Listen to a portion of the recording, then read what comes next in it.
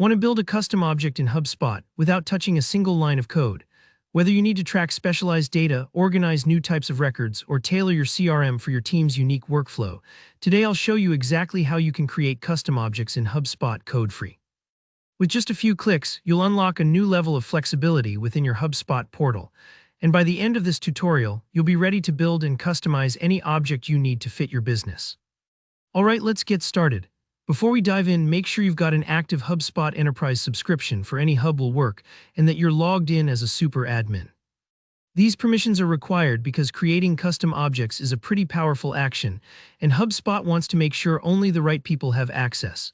If you're unsure, double-check with your team or account administrator before moving forward.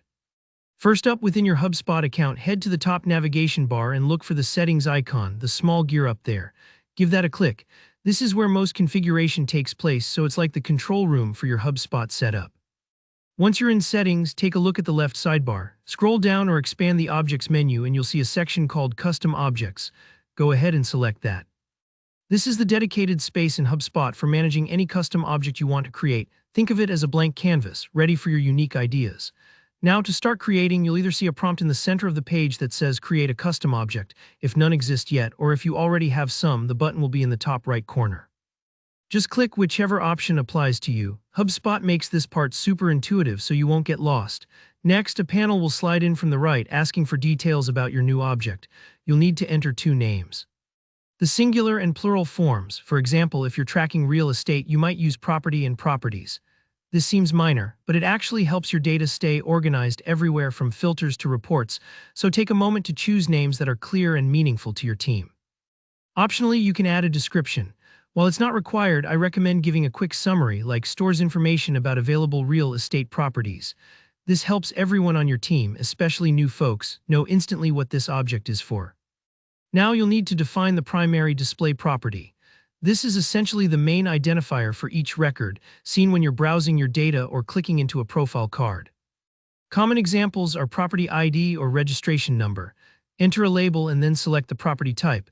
Usually you'll pick single-line text or a number. You can even check a box to require unique values, perfect for making sure you don't accidentally create duplicate entries later.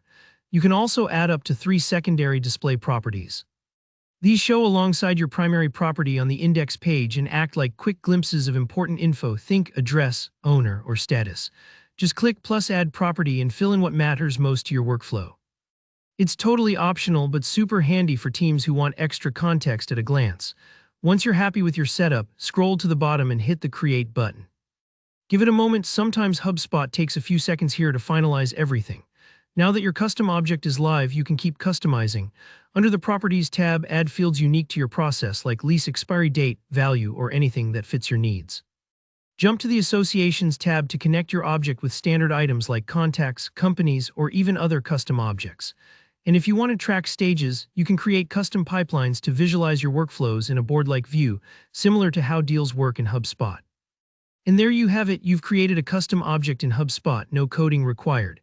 If you found this tutorial helpful, go ahead and give it a like, drop a comment if you have any questions or want to share how you're using custom objects, and don't forget to subscribe for more practical HubSpot tips. Thanks for watching and happy customizing.